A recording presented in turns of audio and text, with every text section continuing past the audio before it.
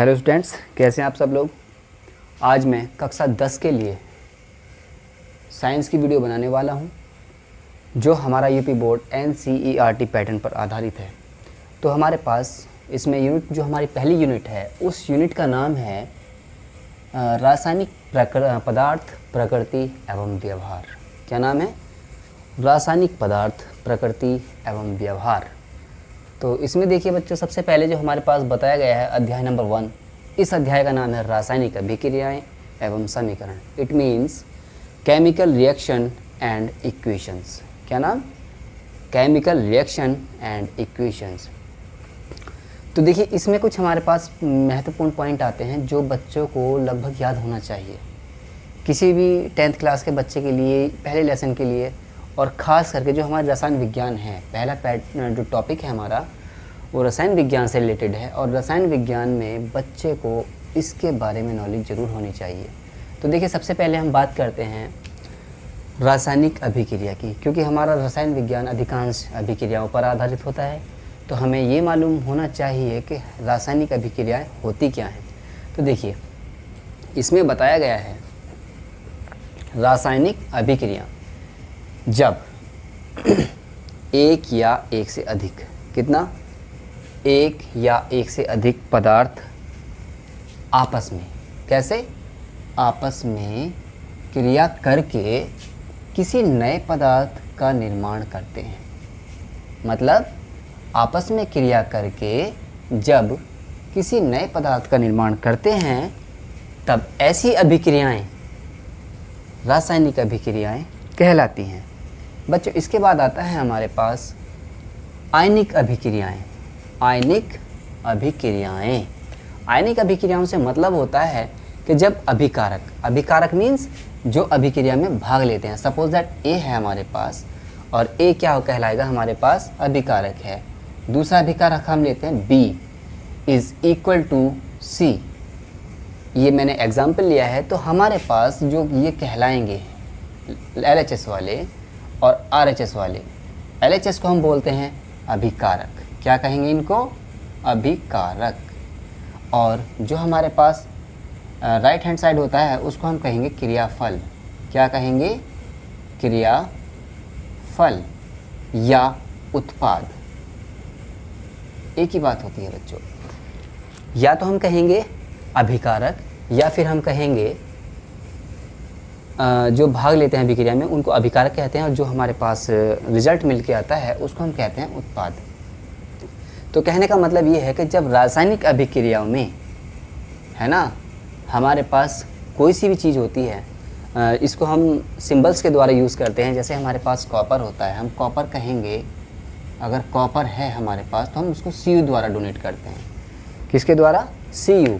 तो इसी तरह से जब अभिकारक एवं क्रियाफलों के मध्य, अभिकारक और क्रियाफलों के मध्य आयनिक बंध, कौन से बंध? आयनिक बंध टूटकर, मतलब आयनिक बंध टूटकर नए आयनिक बंध बनते हैं। बात समझ में आई? क्रियाफलों और अभिकारकों के मध्य आयनिक बंध टूटकर जब नए बंध बनते हैं, कौन से? आयनिक बंध बनते हैं।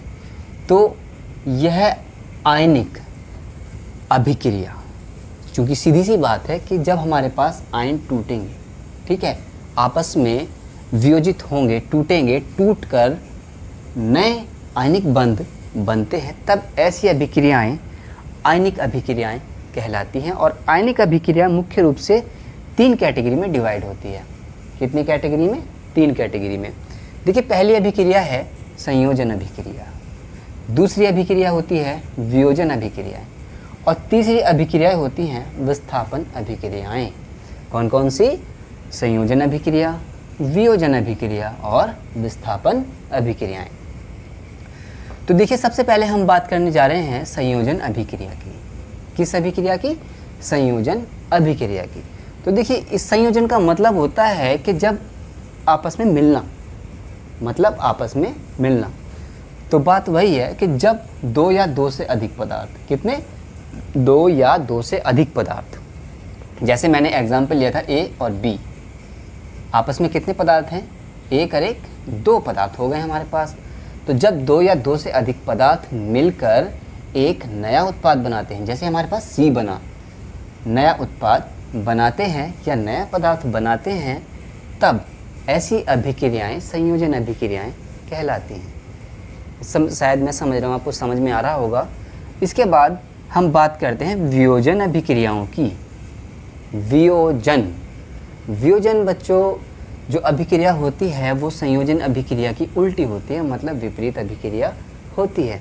हमने संयोजन अभिक्रिया में पढ़ा था कि जब आपस में अभिक्रियाएं पदार्थ मिलकर आपस में पदार्थ मिलते हैं, ठीक, और मिलने के उपरांत वो किसी नए पदार्थ का निर्माण करते हैं, नए पदार्थ को बनाते हैं, तब ऐसी अभिक्रियाएं हमारे पास संयोजन अभिक्रियाएं होती हैं।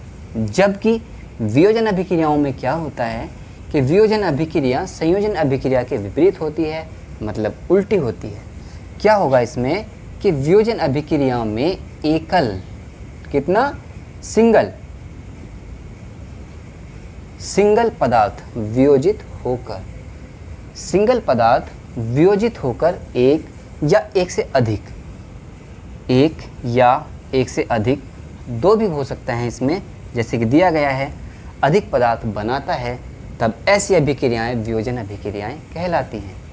इसके बाद हमारे पास आता है विस्थापन अभिक्रियाएं। विस्थापन नाम से पता चल रहा है। देखिए, किसी भी परिभाषा का क्लू उसके नाम में ही छिपा होता है, अगर हम ध्यान से पढ़ें तो। जैसे इसमें बताया गया है विस्थापन, विस्थापन शब्द कहाँ से लिया गया है, विस्थापित होना, और विस्थापित का मतलब होता है कि अपने स्थान से हट जाना, मीन्स अपने स्थान से हट जाना। तो ऐसी अभिक्रियाएं जिसमें एक तत्व, क्या, एक तत्व किसी दूसरे तत्व को उसी के यौगिक से विस्थापित करके, मीन्स हटा करके अपना स्थान बना लेता है। देखिए, ऐसी अभिक्रियाएं जिनमें एक तत्व या पदार्थ किसी दूसरे तत्व या पदार्थ को उसके यौगिक से विस्थापित करके स्वयं उसका स्थान ग्रहण कर लेता है, तब ऐसी अभिक्रियाएं विस्थापन अभिक्रियाएं कहलाती हैं। क्या मतलब कि जब कोई तत्व या पदार्थ उसी के यौगिक से किसी अन्य पदार्थ को हटा करके अपना स्थान ग्रहण करता है, तब ऐसी अभिक्रियाएं क्या कहलाएंगी, विस्थापन अभिक्रियाएं कहलाती हैं। अब देखिए, हम नेक्स्ट अभिक्रियाओं की बात करते हैं। तो नेक्स्ट अभिक्रियाओं में हम बात करते हैं पहले ऊष्माक्षेपी अभिक्रियाओं की, और इसके बाद आती है ऊष्माशोषी अभिक्रियाएं। ऊष्माक्षेपी मीन्स ऊष्मा, क्षेपी उत्सर्जित करना। तो देखिए, वही बात आती है यहाँ पर भी कि वे अभिक्रियाएं जिनमें ऊष्मा का उत्सर्जन मीन्स उत्पन्न होना या निकलना, एक ही बात होती है कि वे अभिक्रियाएं जिनमें ऊष्मा का उत्सर्जन होता है, अर्थात ऊष्मा उत्पन्न होती है, ऐसी अभिक्रियाएं ऊष्माक्षेपी अभिक्रियाएं कहलाती हैं। कैसी अभिक्रियाएं कहलाती हैं, ऊष्माक्षेपी अभिक्रियाएं कहलाती हैं। देन नेक्स्ट हमारे पास आती है ऊष्माशोषी अभिक्रियाएं। कौन सी अभिक्रियाएं, ऊष्माशोषी अभिक्रियाएं। शोषी मीन्स अवशोषण, यहाँ पर शोषी से अवशोषण को लिया गया है, तो ये ऊष्माक्षेपी अभिक्रिया की विपरीत अभिक्रिया होती है। जैसे हमने पढ़ा था कि ऊष्माक्षेपी अभिक्रियाओं में ऊष्मा का उत्सर्जन होता है, पर ऊष्माशोषी अभिक्रियाओं में ऊष्मा का अवशोषण होता है। तो देखिए, वे अभिक्रियाएं जिनमें ऊष्मा अवशोषित होती है, ऐसी अभिक्रियाएं ऊष्माशोषी अभिक्रियाएं कहलाती हैं। ऐसी अभिक्रियाएं ऊष्माशोषी अभिक्रियाएं कहलाती हैं।